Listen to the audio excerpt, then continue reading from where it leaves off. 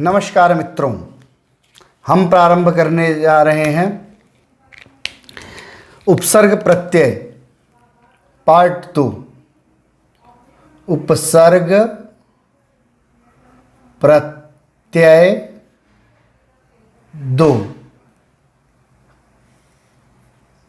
इसको एक कर लें। एक पहला उपसर्ग प्रत्यय हमने देखा था, उसके बेसिक के बारे में हमने जानकारी दी थी। अब हम उपसर्ग प्रत्यय को देखेंगे और उसको आगे बढ़ाएंगे। नेक्स्ट वीडियो को हम कंटिन्यू करेंगे शब्द रचना को। उपसर्ग प्रत्यय में हम शब्द रचना को आगे बढ़ाएंगे।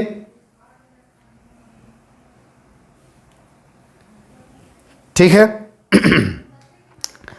अब हम देखते हैं रचना अथवा बनावट के अनुसार शब्दों का वर्गीकरण करते हैं। रचना अथवा बनावट के आधार पर शब्दों का वर्गीकरण। ठीक है। रचना अथवा बनावट के अनुसार हम जब शब्दों का वर्गीकरण करते हैं तो हम देखें कितने प्रकार के शब्द इसमें जनरली बनते हैं। ठीक है। हम इसमें देखते हैं पहले शब्द क्या है। वर्णों के मेल से शब्दों का निर्माण होता है। वर्णों के मेल से शब्द बनेंगे। ठीक है। वर्णों के मेल से शब्द बनते हैं। ठीक है। जब शब्द बनते हैं तो शब्दों के अंश को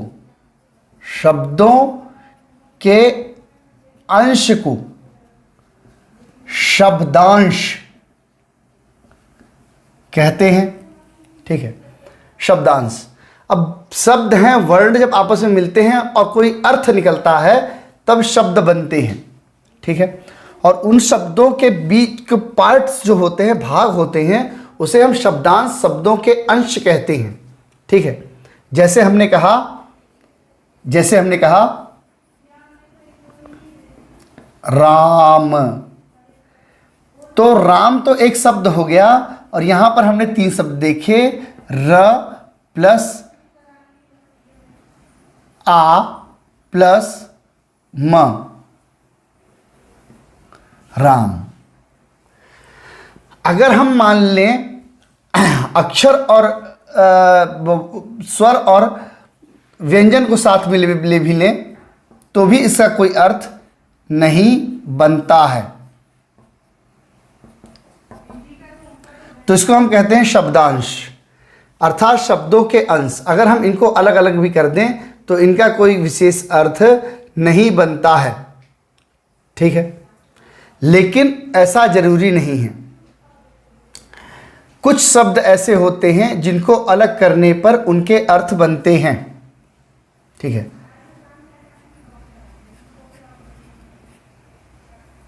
कुछ शब्दों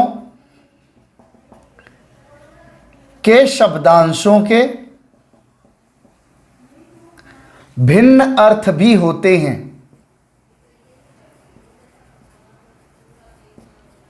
ठीक है। भिन्न अर्थ भी होते हैं, मतलब उनका अर्थ भी निकलता है। ठीक है।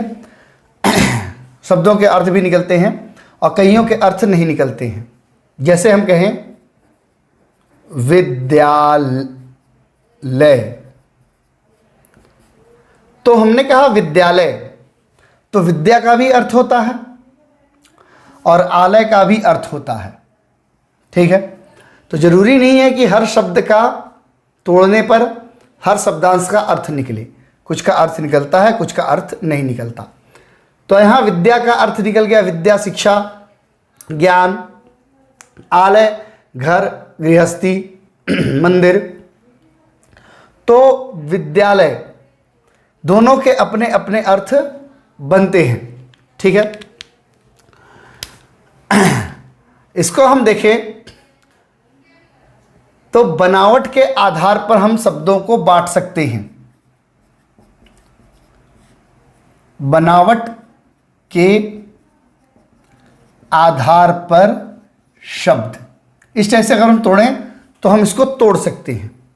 ठीक है, बनावट के आधार पर ये हो सकते हैं रूढ़, ये हो सकते हैं यौगिक, ये हो सकते हैं योग रूढ़। 3 प्रकार से डिवाइड कर सकते हैं, आप इनको 3 भागों में बांट सकते हैं, यौगिक, रूढ़ और योग रूढ़। ठीक है, रूढ़ क्या होते हैं? रूढ़ हम 3 प्रकार से बांटे शब्दों को, बनावट के आधार पर 3 शब्द। रूढ़ क्या होते हैं?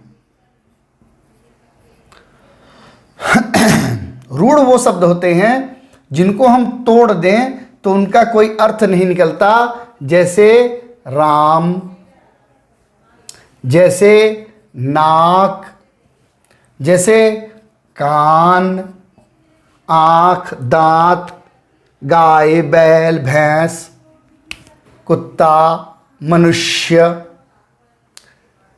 श्वान, पक्षी, पेड़। तो उड़ान, थकान, उड़ान, थकान,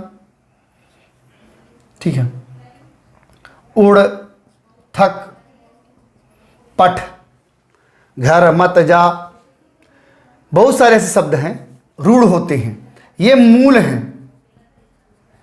मूल शब्द हैं। मूल शब्द का मतलब होता है जिनको हम और तोड़ नहीं सकते, उनमें और परिवर्तन नहीं कर सकते, वह मूल शब्द या रूढ़ शब्द कहलाते हैं। उनमें अर्थ नहीं निकलते, तो इनके अर्थ सार्थक नहीं होते, शब्दांशों के अर्थ सार्थक नहीं होते, वह रूढ़ कहलाते हैं, जड़ से रूढ़ कहलाते हैं। ठीक है, यौगिक, यौगिक क्या होते हैं? यौगिक क्या होते हैं?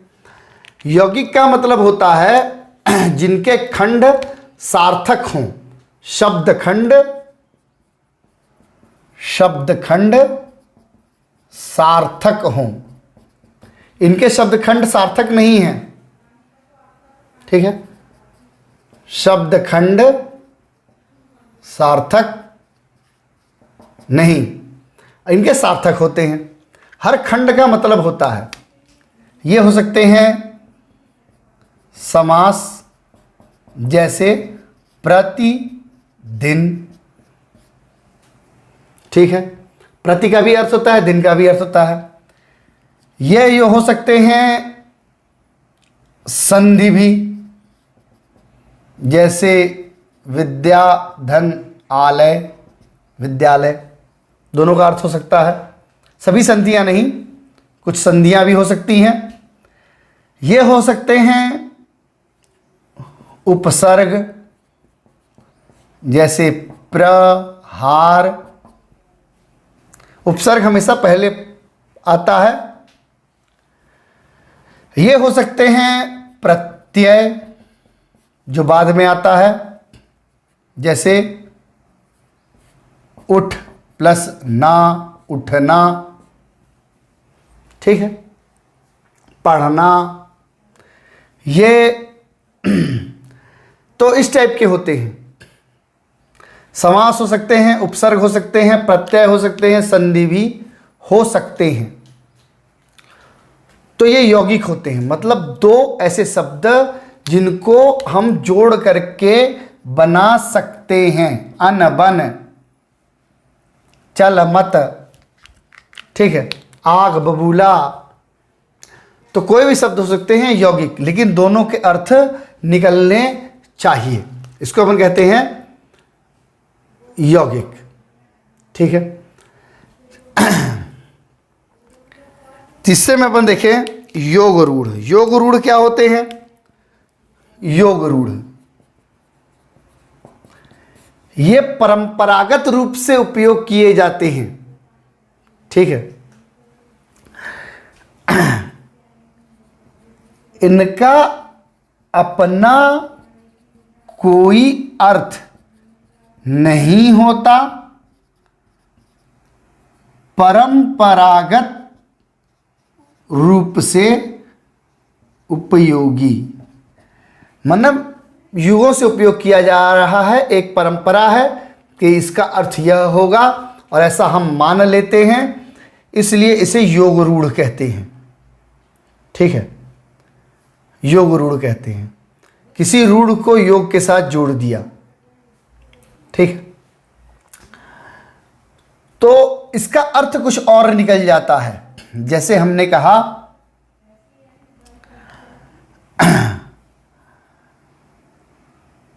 आलसी।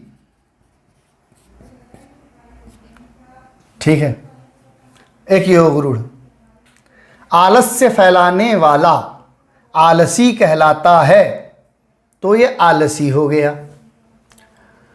अब आधन लसी, अधन लसी कुछ नहीं निकलेगा। आलधनसी तो निकल भी सकता है, बन भी सकता है, ऐसा नहीं है, लेकिन ये अर्थ कुछ और बता रहे हैं। इसकी एक परिभाषा है, एक अर्थ अलग है। हमने कहा पंकज, पंकधन ज, पंक माने कीचड़ और ज मतलब जन्मा। जो कीचड़ में जन्मा हो उसे हम कहते हैं पंकज अर्थात कमल। ठीक है, हमने कहा पंकज, जलज, नीरज, तोयज, अंबुज, ये सब कमल के रूप हो गए। ठीक है, तो इस टाइप से जो है कई शब्द होते हैं। लंबोदर, लंबा हो उदर जिसका, गणेश।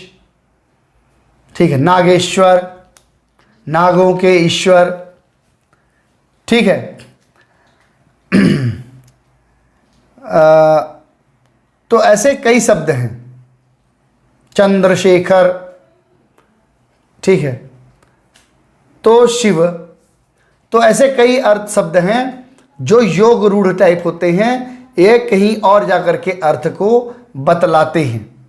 ठीक है, शब्द रचना अपन देख रहे हैं, तो शब्द रचना के आधार पर हमने देखा हमारे पास में शब्द हैं उपसर्ग, प्रत्यय, समास। ठीक है, इसके अलावा संधि, रूढ़ और भी शब्दों को मिल करके यह निर्माण करते हैं। ठीक है, अब अपन देखते हैं पर्टिकुलर उपसर्ग। उपसर्ग क्या होते हैं? उपसर्ग, प्रत्यय, उपसर्ग। पहला हम देखें उपसर्ग। उपसर्ग क्या होता है? उपसर्ग का अर्थ होता है कि हम जिस शब्द, जब किसी शब्द को पहले जोड़ते हैं और उसके बाद के शब्दों पर हम क्या कहते हैं, किसी शब्द से पहले हम किसी शब्द को जोड़ें तो हमें उपसर्ग कहते हैं। ठीक है, तो उप का अर्थ होता है समीप, समीप, पास, नजदीक। ठीक है, तो जो समीप हो उप। ठीक है, और सृष्ट का अर्थ होता है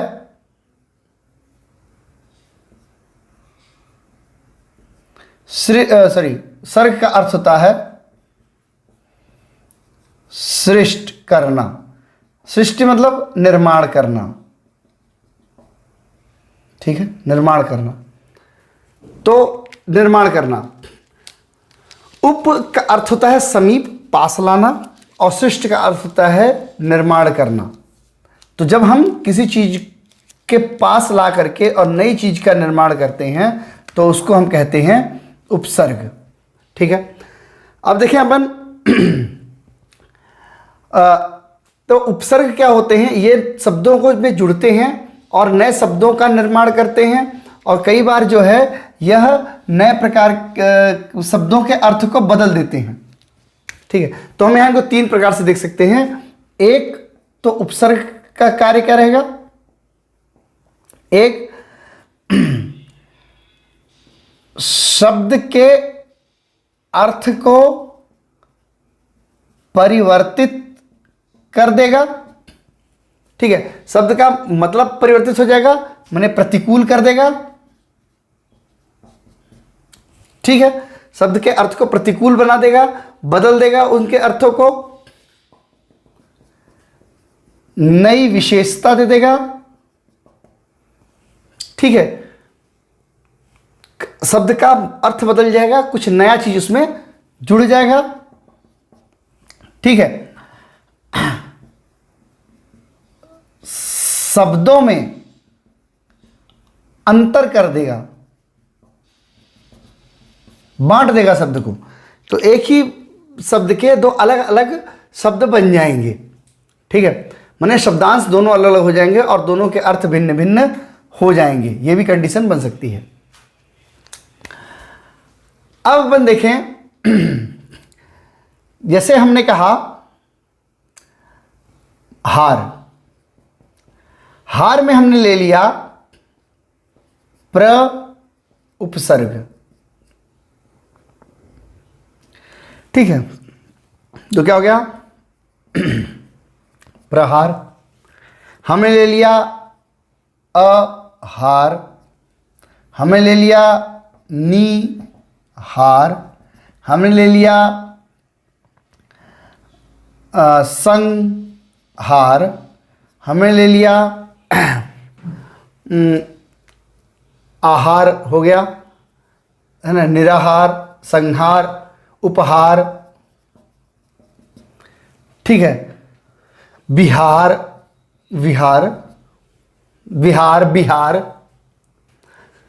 तो व का ब हो जाता है बिहार में। तो हमने ऐसे ले लिया, तो यहां हम देखें प्रत्यय ने सबका अर्थ बदल दिया। ठीक है, तो उपसर्ग ने सबका अर्थ बदल दिया। उपसर्ग पहले आया और बाद के अर्थ शब्दों का अर्थ बदल गया। हार का मतलब हम कहते हैं चलो खेल कूद में हार हो गई या गले पहनने वाला हार हो गया। हमने कहा उपहार, तो अर्थात ये हो गया कि हमने किसी को गले में कुछ पहनाया है ना, गले का हार पहनाया, तो ये हो गया। तो इस टाइप से हार का प्रयोग हो सकता है। कई बार प्रत्यय और उपसर्ग एक साथ भी आ जाते हैं, उपसर्ग प्लस प्रत्यय एक साथ भी हो सकते हैं। जैसे हमने कहा स्वतंत्रता,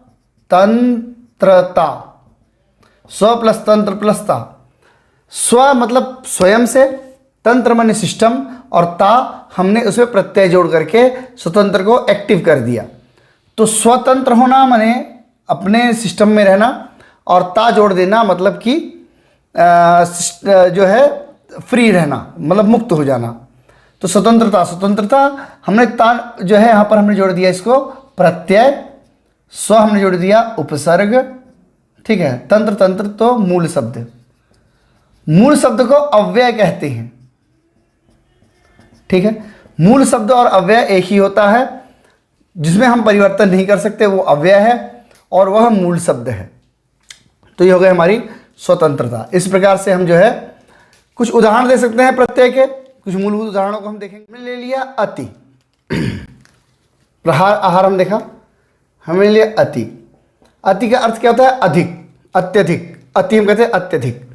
ऐसे अपन पर्टिकुलर देखें तो उपसर्ग जो हैं वो संस्कृत में, उर्दू में और हिंदी में, तीनों में होते हैं। ठीक है, हम संस्कृत की बात करें तो संस्कृत में करीब 19 होते हैं, और उर्दू में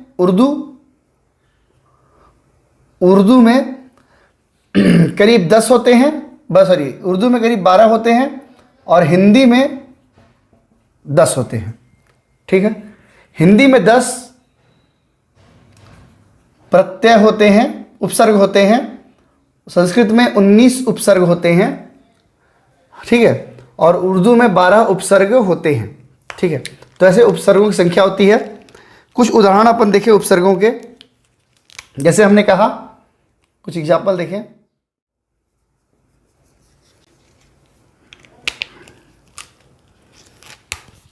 कुछ एग्जाम्पल देखें अपन उपसर्गों के।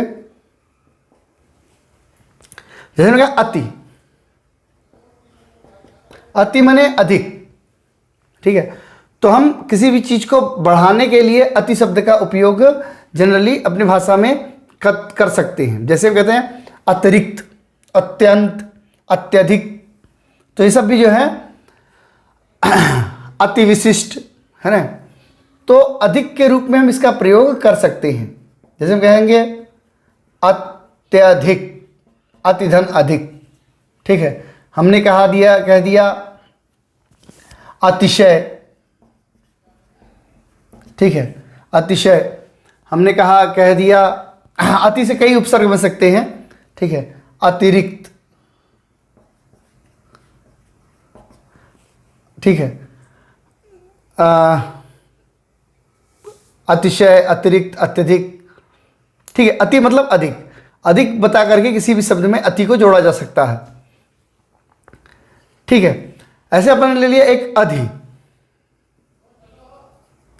अधि, अधि का अर्थ होता है अधिकार के अंतर्गत, मतलब किसी चीज के ऊपर नियंत्रण रखना। अधि नियंत्रण रखना। जैसे हमने कहा अधिकरण, ठीक है, अधिकरण। हमने कहा अधिकार, ठीक है, ऊपर, ऊपर, अधिकारी, ठीक है। तो अधि शब्द से जो है हम जनरली जोड़ते हैं कि जो ऊपर हो, जिसके नियंत्रण में हो। अधिभार, अध्यक्ष, ठीक है, मतलब जो ऊपर है, जिसके नियंत्रण में है, उस पर हम अधि शब्द का प्रयोग जनरली तौर पर कर सकते हैं, ठीक है। हमने कहा अनु, जैसे हमने एक और उदाहरण लिया अनु। अनु क्या क्रम को बताता है, किसी क्रम को, कि आप किस क्रम में उसको लेके चल रहे हैं, ठीक है, या उसके बाद क्या है, किसी क्रम में रहें या किसी के पश्चात चलें, तो ये अनु दर्शाता है। जैसे कि हमने कहा अनुक्रम, अनुक्रम, अनुज, ठीक है, अनुक्रम, अनुज, ऐसे शब्द हैं जो कि किसी क्रम को दर्शाते हैं, ठीक है। अनुज बने छोटा, बड़े से क्रम में हम छोटे में आएंगे तो हम उसको जनरली ऐसा अनुज कहते हैं, ठीक है। अनुक्रम, अनुज, और भी कई चीजें हो सकती हैं, ठीक है। अब हमने कहा अप। अप, अप का मतलब होता है, अप का अर्थ होता है छोटा, लघु। हम किसी चीज को छोटा बताना चाहते हैं, ठीक है, लघु, छोटा, या किसी को हीन बताना चाहते हैं, हीन, लघु, छोटा, हीन बताना चाहते हैं, तो हम इसे जनरली उपयोग करते हैं। जैसे हमने कहा अपशब्द, ठीक है, अपशब्द। तो अपशब्द क्या, किसी को छोटा दिखाने का एक तरीका, ठीक है। हमने कहा अपमान, अपशब्द, अपमान, ठीक है। तो ये किसी को नीचे दिखाने का एक तरीका अपशब्द, अपमान शब्द हो सकता है, ठीक है। अभी, अभी जैसे कि हमने कहा अभी, अभी अतिरिक्त को दर्शाने के लिए दर्शाया जाता है, ठीक है, किसी चीज का आधिक्य, आधिक्य, अतिरिक्त, इस टाइप कुछ अपने को बताना है तो जनरली हम अभी शब्द का प्रयोग इस जगह पर करते हैं, ठीक है। जैसे मैंने कहा आधिक्य या आधिपत्य दिखाने के लिए अभिभावक, अभिभावक माने जो आपका ख्याल रखते हैं वो अभिभावक है, ठीक है। तो जैसे मैंने लिया अभिभावक, ठीक है। अभिनय, अभियान, अभिमान, ठीक है। तो ऐसा कोई भी शब्द पर इसमें जोड़ सकते हैं जो अभी से शुरू होता है। ठीक है, आज हमको देखा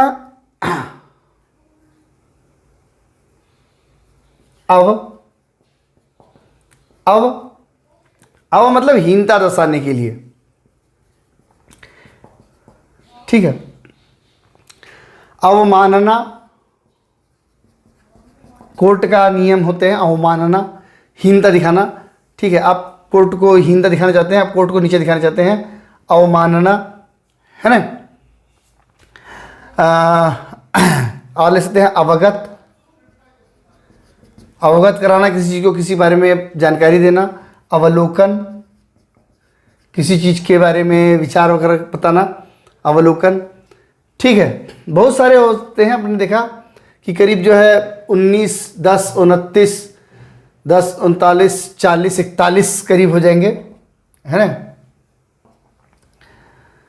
41 जो है प्रत्यय हो जाएंगे, बाकी बनाए भी जा सकते हैं अपने हिसाब से। बहुत सारे प्रत्यय होते हैं, जैसे हमने आ कर लिया, आ। ठीक है, तो किसी सीमा को निर्धारित करना, कोई निर्धारण। कई बार इसको जो हम विपरीत के लिए भी उपयोग करते हैं, विपरीत, है ना। विपरीत, विपरीत के लिए अपन दू का भी प्रयोग कर लेते हैं। आ क्या, दू का भी प्रयोग कर सकते हैं। दुर्योधन, दुःशासन, दुष्ट। विपरीत, हम कुछ गलत किसी को दर्शाने के लिए दू का प्रयोग करते हैं। आ का भी प्रयोग कर सकते हैं, जैसे हमने कहा आगमन, आशय। ठीक है, तो आ हम लोग में नहीं, आ शब्द का उपयोग नहीं के रूप में किया जा सकता है। ठीक है, उप शब्द का उपयोग ऊपर के लिए। ठीक है, तो किसी को उत्तम या ऊपर बताने के लिए उप शब्द का उपयोग कर सकते हैं, जैसे हमने कहा उत्तम ही। ठीक है, उत्तम, उत्कृष्ट। ठीक है, तो उप शब्द का प्रयोग कर सकते हैं निकटता वगैरह दर्शाने के लिए, और ये बहुत सारे हैं। ठीक है, तो जैसे कुछ उर्दू के ले लें, हमने कहा कम। ठीक है, तो किसी को कमजोर दिखाने के लिए इस शब्द का उपयोग कर सकते हैं, जैसे कम उम्र, कम वक्त, कमजोर। तो कम शब्द का प्रयोग कर सकते हैं उर्दू में। खुश, श्रेष्ठता दर्शाने के लिए, श्रेष्ठता दर्शाने के लिए खुश शब्द का प्रयोग कर सकते हैं, जैसे खुशनुमा, खुशबू, खूबसूरत, खुशनसीब, खूंखार। मतलब खू शब्द जो है, खुश शब्द जो है, खूंखार नहीं होगा। खुश शब्द से हम कई चीज़ों को बना सकते हैं। ठीक है, गैर, गैर शब्द को भी जोड़ सकते हैं, जैसे गैर मतलब निषेध। ठीक है, गैर शब्द निषेध, किसी को निषेध करना है। ठीक है, गैर कानूनी। ठीक है, तो गैर कानूनी जोड़ सकते हैं, बद, बुरा, बदमाश, बदनुमा दाग, है। और भी कुछ भी शब्द जोड़ सकते हैं। ठीक है, ठीक है, तो बहुत सारे हैं उर्दू में शब्द हैं। तो इस टाइप से हम जो है उपसर्ग बना करके नए शब्दों का निर्माण कर सकते हैं, नए शब्दों के विपरीत शब्द लिख सकते हैं, या फिर हम दो शब्दों में विभेद कर सकते हैं और दोनों के भिन्न भिन्न अर्थ हो सकते हैं। तो हम तीनों कार्य उपसर्ग लगा करके कर सकते हैं। ठीक है, तो इसको हम देखा। अब हम देखते हैं प्रत्यय। अब हम पढ़ेंगे प्रत्यय के बारे में। प्रत्यय,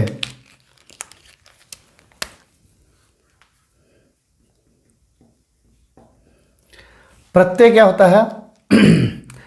प्रत्यय का अर्थ होता है कि जब हम किसी शब्द के अंत में कोई चीज़ जोड़ते हैं और वह अपने अर्थ को स्पष्ट कर दे तो ऐसे लगने वाले शब्द को हम प्रत्यय कहते हैं।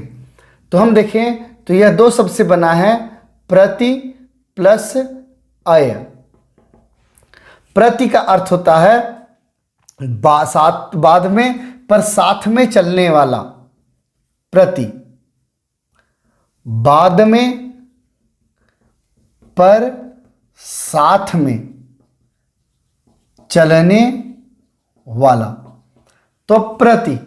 ठीक है, जो बाद में रहे पर साथ में रहे तो साथ में बढ़े उसको हम कहते हैं प्रति। ठीक है, बाद में रहे पर साथ में रहे, सॉरी, बाद में रहे पर साथ में रहे उसको हम कहते हैं प्रति। और अय का मतलब होता है चलने वाला। अय चलने वाला, तो बाद में रहे पर साथ में रहे और साथ में चले उसे हम कहते हैं प्रत्यय। ठीक है, प्रति प्लस अय प्रत्यय। तो प्रत्यय जो है दो प्रकार के मुख्यतः होते हैं। हम इसको अगर भेद देखें, भेद, प्रत्यय के भेद, तो दो प्रकार कहेंगे, कृत प्रत्यय और तद्धित प्रत्यय।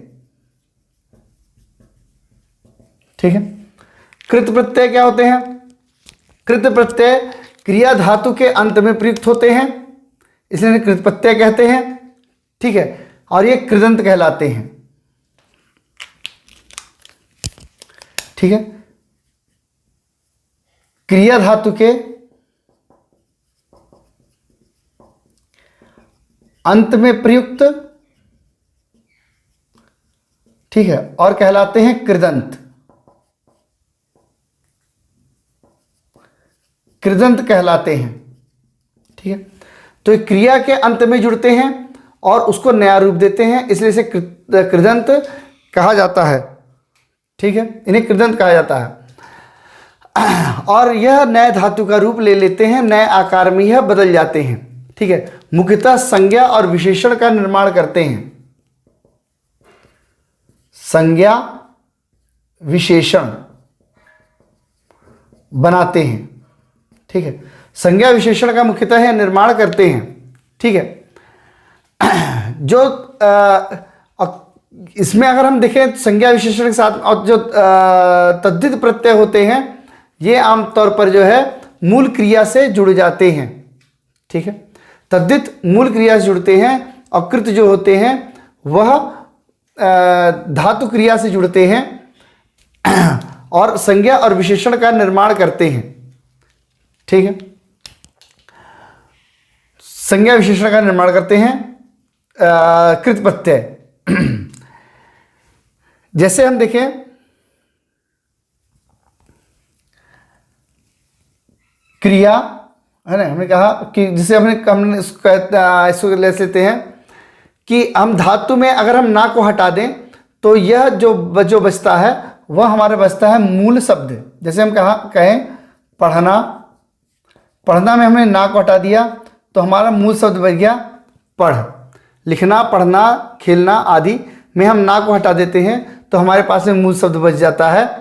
ठीक है, तो इस प्रकार से हम देखें तो यह हमारा कृत प्रत्यय, यह हमारा जो है मूल धातु बनती है। ठीक है, ये हमारी मूल धातु है। तो मूल धातु में जुड़ करके यह जो है विशेषता बतला देते हैं और उसे संज्ञा या विशेषण में परिवर्तित कर देते हैं, तो इन्हें हम कहते हैं कृत प्रत्यय। अब कृत प्रत्यय को हम देखें तो हम इसके भेद देखें, भेद, कृत प्रत्यय के भेद देखें, या हम कहें कृदंत के भेद देखें। तो कृदंत के भेदों को हम तीन भागों में बांटते हैं। ठीक है, दो भागों में बांटते हैं। एक होते हैं विकारी, ठीक है, विकारी अर्थात विकार उत्पन्न करने वाले, और एक अविकारी अर्थात जो विकार को उत्पन्न नहीं करते हैं। विकारी जो होते हैं वो संज्ञा विशेषण के साथ प्रयोग होते हैं, संज्ञा विशेषण के साथ प्रयुक्त होते हैं विकारी। और जो अविकारी होते हैं वो क्रिया की विशेषता बताते हैं, अव्यय या क्रिया की विशेषता बताने के लिए प्रयुक्त किए जाते हैं, अविकारी। ठीक है, अब इसको हम देखें तो इसको हम 4 भेदों में कृदंत को बांट सकते हैं। विकारी अविकारी में 2 में तो बांटे ही, उसके अलावा हम 4 में बांट सकते हैं। जैसे कि 4 भागों में बांट सकते हैं, इसके भेद को हम 4 भागों में बांटते हैं। एक जैसे मैंने कहा कर्तृवाचक संज्ञा में, ठीक है, क्रियावाचक संज्ञा में, वर्तमान कालिक संज्ञा में और भूतकालिक संज्ञा में। तो हमको इन 4 भागों में इसको डिवाइड कर सकते हैं। कर्तृवाचक, क्रियावाचक, वर्तमानकालिक, भूतकालिक, 4 भागों में हम इस संख्याओं को इसको विभाजित कर सकते हैं, संज्ञा में विभाजित कर सकते हैं। ठीक है, तो इसी आधार पर इसके अवयव विभाजित हो जाएंगे। कृतिवाचक, क्रियावाचक, भाववाचक, इसके जो है अवयव निर्धारित हो जाएंगे। तो इसके अवयवों का निर्धारण कर सकते हैं। अवयव कर्तृवाचक, ठीक है, क्रियावाचक और भाववाचक, इसके अवयव का भी हम निर्धारण कर सकते हैं। इन 3 भागों में इस अवयव को बांट सकते हैं। इसमें अपन कुछ उदाहरणों को देखें, कुछ उदाहरण देखें। जैसे हमने लिया कोई एक, अपन ने मूल शब्द ले लिया, क्रिया ले ली, वाला, हमने शब्द ले लिया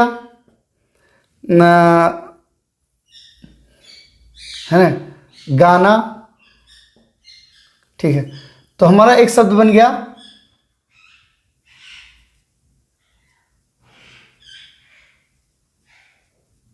हमारा शब्द क्या में एक शब्द बन गया गाने वाला। ठीक है, ऐसे ही हमने कोई एक क्रिया ले ली, शब्द के अंत में इसको अपने जोड़ना है, शब्द के अंत में इसको जोड़ना है अपने को। ठीक है, क्रिया को जोड़ना है। क्रिया करते ही वो क्या संज्ञा या विशेषण में बदल जाएगा। ठीक है, हमने ले लिया हार प्लस होना, तो हम कहें होन हार, ये हमारा शब्द हो गया, ये हमारी क्रिया हो गई। हमने क्रिया जोड़ दी होन हार, ठीक है, हमने जोड़ दिया। हमने ऐसे ले लिया ती क्रिया हो गई और शक हमारा मूल शब्द हो गया, हमने जोड़ दिया शक्ति। ठीक है, मान, विद्या, विद्यमान। ठीक है, तो कहीं भी क्रिया जब किसी शब्द से जुड़ती है तो वह किसी विशेषण को बता रही है, किसी भाव को बता रही है, किसी काल को बता रही है। ठीक है, तो उस प्रकार से क्रिया से जुड़ करके, शब्द से जुड़ करके जो है क्रिया संज्ञा सर्वनाम या भाव को बताती है, तो वह होता है कृत प्रत्यय या कृदंत। ठीक है, अब है तद्धित प्रत्यय। तद्धित क्या होती है? ये क्रिया या संज्ञा या विशेषण के पीछे जुड़ते हैं और उसकी क्रिया, जो क्रिया है, जो संज्ञा है, उसकी विशेषता बतलाते हैं। ठीक है, तो विशेषण या संज्ञा की विशेषता बताएं, तो हो गया तद्धित प्रत्यय। कृत क्या? क्रिया से जुड़ा संज्ञा और विशेषण बताया, और तद्धित क्या? विशेषण और संज्ञा की विशेषता बतलाया। हमने जैसे जो है आइन जोड़ा, तो हमने कहा ठाकुर, तो ठकुराइन, पंडित, पंडिताइन। ठीक है, तो हमने कोई भी शब्द जोड़ करके आइन जोड़ दिया, ठकुराइन, पंडिताइन। ठीक है, आना जोड़ दिया। ठीक है, गाली देना, गरियाना। ठीक है, गरियाना, लतियाना आदि शब्द जोड़ सकते हैं। तो आना जोड़ करके हमने इस क्रम को बता दिया। ठीक है, आइन जोड़ दिया। ठीक है, ई जोड़ दिया, पढ़ाई, लड़ाई, खिलाई, ठीक है। ना जोड़ दिया, पढ़ना, पढ़ाना, लिखना, लिखाना, ठीक है। तो इस टाइप से हम लास्ट में जोड़ करके तद्धित प्रत्यय बना सकते हैं। जब हम किसी चीज को क्रियाशीलता दे देते हैं, विशेषण बताते हैं, तो वो तद्धित प्रत्यय, और जब हम किसी चीज को क्रियाशीलता न दे करके संज्ञा अथवा सर्वनाम विशेषण में बदल देते हैं, तो हम उसको कहते हैं कृत प्रत्यय। कृत प्रत्यय में हमने देखा कर्तृवाचक हो सकते हैं, क्रियावाचक हो सकते हैं, भूतकालिक हो सकते हैं, ठीक है, वर्तमानकालिक हो सकते हैं। तो हम किसी प्रकार का विशेषण या संज्ञा बना सकते हैं कृदंत में, और तद्धित प्रत्यय में हम जो है विशेषण की विशेषता या संज्ञा की विशेषता हम बता देते हैं। जब हम विशेषता की ओर बढ़ जाते हैं तो वह तद्धित हो जाता है, ठीक है। ये हो गया हमारे कृत प्रत्यय, तद्धित प्रत्यय और बाकी उपसर्ग प्रत्यय, है ना, समाप्त। नेक्स्ट हम देखेंगे समास।